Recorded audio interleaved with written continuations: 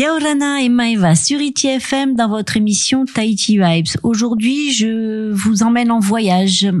Un voyage qui va se faire par les mots, au travers d'un beau roman. Et on a le grand plaisir vraiment d'accueillir Corinne Rebo Yaorana.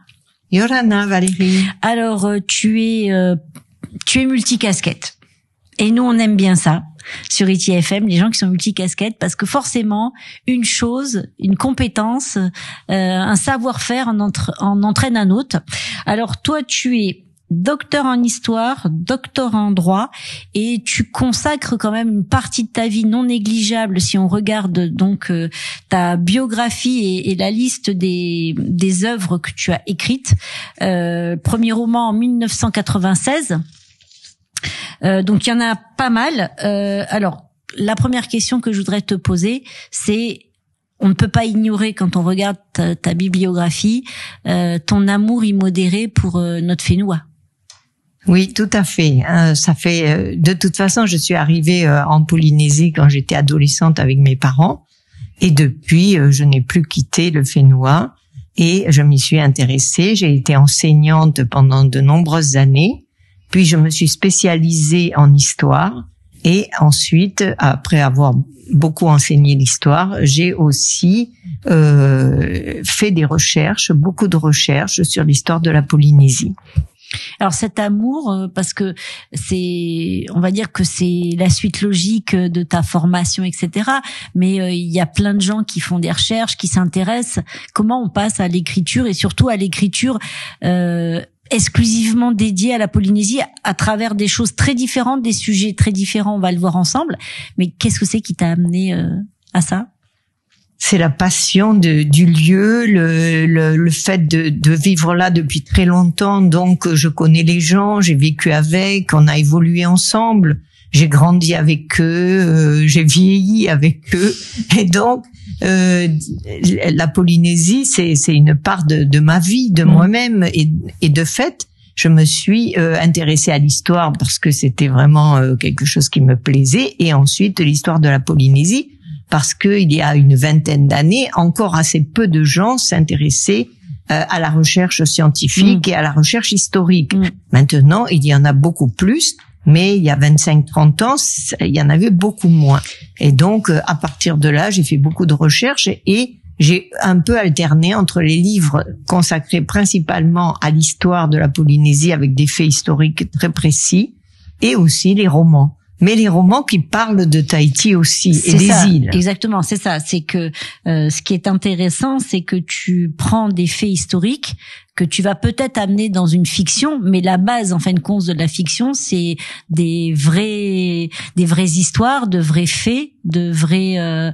Bon là, on va arriver à discuter donc de ton nouveau roman. Donc là, c'est un objet important qui est actuellement au musée des îles, qui est amené à disparaître. Donc à chaque fois, tout démarre en fin de compte du Fénois. Mais ce qui est intéressant, c'est ça, c'est de se dire que c'est pas de la fiction purement inventée. Tu t'appuies sur toutes tes recherches et sur tout ton parcours de chercheur. Voilà, dans chacun de mes romans, celui qui s'intitule Une saga du nom de Cornelia, c'est l'histoire d'une famille polynésienne et une famille demi, depuis l'arrivée des missionnaires jusqu'à nos jours. Et donc, à travers le côté fiction de cette famille, j'ai raconté toutes les péripéties de l'histoire de la Polynésie. Oui. Mais ensuite, quand j'ai écrit une autre histoire de la Bounty, c'est une uchronie, c'est-à-dire je me suis basée de faits réels, l'histoire du bateau qui est arrivé ici en 1788. Et ensuite, j'ai proposé une autre possibilité de fin à Pitcairn à travers une espèce de brèche. Bon, voilà. Ensuite, il y a un trou, tu l'as comblé. Voilà, c'est ça. Après les prophéties de Tupaya, je m'appuie aussi sur l'histoire de la Polynésie, mais plutôt les objets anciens et leur pouvoir.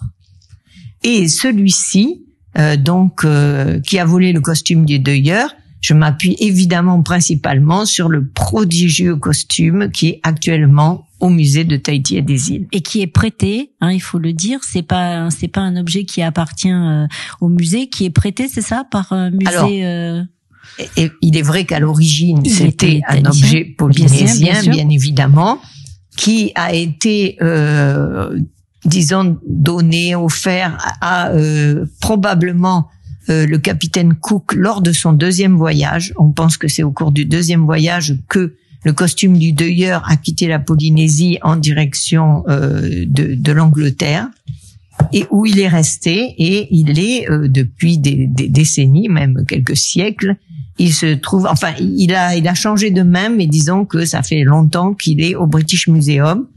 Et grâce à ça, il a été entretenu. C'est ça. Et voilà, et restauré de façon extraordinaire. Et quand on le voit maintenant, on a l'impression qu'il vient d'être fait. Ouais, non mais c'est ça qui est important, parce que quand on va au musée, on n'imagine pas le travail qu'il y a derrière. Il y a plein de métiers et d'artisans qui interviennent pour préserver au travers encore des décennies ces objets-là. Et c'est vrai qu'on n'a pas forcément toutes ces compétences aussi localement. Donc c'est intéressant d'avoir ces partenariats. Alors tu viens de le dire, donc le titre de ton nouveau roman, c'est Qui a volé le costume du deuilleur. Alors déjà, c'est quoi l'histoire de ce costume? C'était vraiment lié au deuil? Alors, voilà, ça c'est ma partie historienne qui ressurgit, puisque j'ai étudié le costume d'un point de vue historique. Je suis allée le voir à Londres au British Museum. Je l'ai vu même à Paris. Donc, en fait, j'ai vu ce costume, et bien sûr ici. Et ce costume du deuilleur dans les temps anciens, mais quand on dit les temps anciens, c'est-à-dire il y a 250 ans et plus. Mm-hmm. Ce costume servait à conduire la cérémonie du deuil d'un personnage important. Donc, probablement un Harry, un grand chef, en tout cas quelqu'un d'important en général. Et donc, soit c'était un membre de la famille, soit c'était un autre chef, soit c'était le successeur, etc., qui revêtait ce fabuleux costume, parce qu'il est tout à fait extraordinaire. Il est composé de nacre, il est composé de petites pièces de nacre en très grande quantité, de petites rondelles de coco, de tapas aussi. Mm-hmm. Donc, il est absolument magnifique. C'est une œuvre d'art par entière. C'est une œuvre d'art exceptionnelle. Alors, on pense qu'il en existe environ 10 dans le monde, enfin une petite dizaine, mais c'est celui-ci qui est le mieux conservé. Probablement le plus emblématique, le plus beau. Mm-hmm. Et mais ils se ressemblent, hein, ils sont à peu près tous à l'identique, avec quelques petites variantes. Et donc, ce costume-là servait à conduire la cérémonie de deuil d'un personnage important aux temps anciens. Et donc, te voilà à endosser le rôle de l'enquêteur, puisqu'un matin, on arrive, c'était cette année, enfin, dans la chronologie de ton livre, la jeune femme, c'est Maeva, elle arrive pour ouvrir le musée, et là, grand moment d'angoisse, ce fabuleux costume qui est très grand, hein, il faut le dire aussi, a disparu. Donc tous les éléments se mettent en place pour mettre en place l'enquête. Et donc toi, puisque tu es chercheuse et historienne, c'est toi qui, en fin de compte, endosse indirectement le rôle de l'enquêteur. Voilà, puisque je conduis l'histoire, mais comme en qualité d'historienne, je souhaite quand même faire passer des connaissances à travers la fiction. Donc, un chapitre est totalement consacré, le chapitre 4 est consacré au costume du deuilleur, à travers l'enquêteur qui lui-même donc effectue des recherches. Et je joins plusieurs illustrations anciennes qui sont conservées à Londres et qui représentent le dessin de ce fameux costume. Et donc, on peut comparer, soit en allant au musée, soit en regardant les photos, avec les dessins des temps anciens, c'est-à-dire d'il y a 250 ans, et le costume actuel. Et on voit que certains sont plus proches que d'autres, mais c'est intéressant de pouvoir comparer, vu qu'il a été beaucoup dessiné, et il a aussi été dessiné par Tupaya, le fameux Tupaya. On le retrouve. On va pas spoiler forcément cette l'enquête.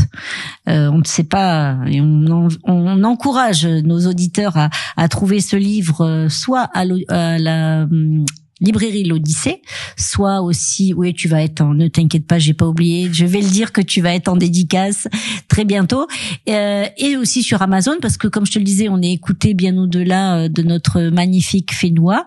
Donc ceux qui sont intéressés pourront retrouver ton livre aussi sur Amazon.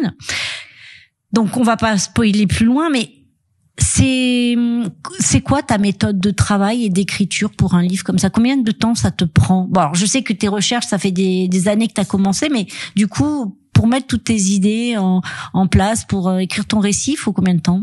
Alors, ce costume, il me tourne dans la tête déjà depuis 2019. Je le connaissais avant, mais depuis que je l'ai vu au British Museum, il m'a totalement subjugué. Et donc, une histoire commençait à filer dans mon esprit, mais progressivement. Et puis est arrivée cette année 2023 avec la venue du costume à Tahiti.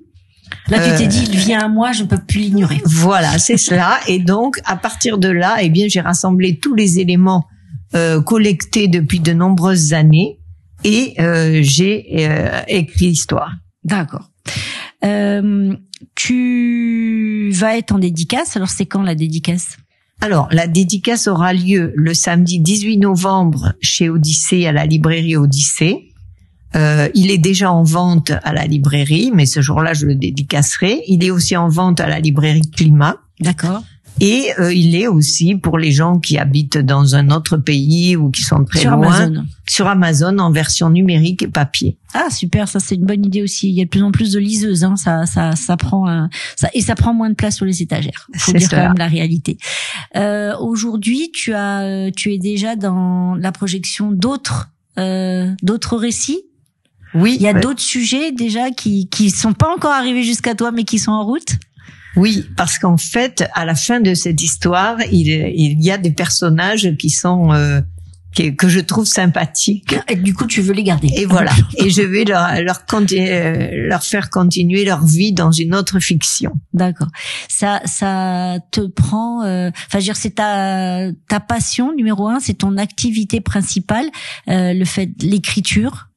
Je pense, oui. Ouais. J'écris, je me documente, je fais des recherches, voilà. Toujours les recherches, oui. Ça, c'est une réalité toujours. Oui, de toute façon, pour argumenter sur certains points. Voilà, je pars toujours de choses historiques souvent et liées au Fénois. Et ensuite, eh bien, je raconte une histoire. Alors, ceux qui ont le plaisir de voyager sur l'Aranui, ils ont aussi le plaisir de te rencontrer. Et alors là, dans ce cadre-là, qu'est-ce que tu partages avec les voyageurs? Alors oui, j'ai la chance de temps en temps donc être conférencière à bord de l'Aranui. Et là, je partage des thèmes historiques. Donc en général, je fais une conférence sur l'histoire des Marquises depuis l'arrivée des premiers Européens, enfin un peu ce qu'on sait des Polynésiens avant l'arrivée des Européens et jusqu'à nos jours, avec les différentes périodes historiques et puis l'évolution des Marquises au cours des siècles. Et puis ensuite, je propose 2 autres conférences, souvent sur les explorateurs, parce que j'ai beaucoup travaillé sur les premiers explorateurs à Tahiti, Wallis, Bougainville, Cook et les différents voyages de Cook. Alors c'est vrai que Cook, il n'est pas arrivé dans la baie de Cook, mais dans l'autre, voilà, à Montréal. C'est ça. C'est ça. Voilà. Et puis des personnages aussi, comme dans un de mes derniers ouvrages qui s'appelle d'audacieux Polynésiens partis avec les Européens. Je raconte la vie de ces Polynésiens qui ont eux décidé de faire le contraire des autres, c'est-à-dire que au lieu que ce soit des Européens qui viennent à Tahiti, eux, ils ont voulu aller en Europe. C'est l'histoire, c'est le cas, non? C'est un livre que j'ai lu il y a quelque temps déjà, qui c'était l'histoire de l'art rapin. Alors, c'est pas ça le titre forcément du livre, je sais plus, mais ce qui était assez intéressant, c'est ça, c'est de voir justement le Tahitien partir dans une des qui est parti en fin de compte sur un des voyages retour, c'est ça? Voilà. Alors finalement les Polynésiens étaient très audacieux parce que ils se proposaient, ils proposaient leur on va dire leur candidature à embarquer sur des bateaux alors qu'ils ne connaissaient pas ces gens, ils ne connaissaient pas ces Européens, ils les voyaient à peine quelques jours et voulaient absolument partir. Par exemple, Aotourou monte à bord dès l'arrivée du bateau de Bougainville à Aitia. et ne veut plus quitter le bateau. Enfin, il redescend à terre, mais ensuite, au moment du départ de Bougainville, il tient absolument à faire le voyage avec lui. Mais il n'y a pas que lui. Il y a Iti lors du deuxième voyage de Cook qui embarquera pour aller jusqu'à une latitude extrêmement sud, 71 degrés sud en Antarctique.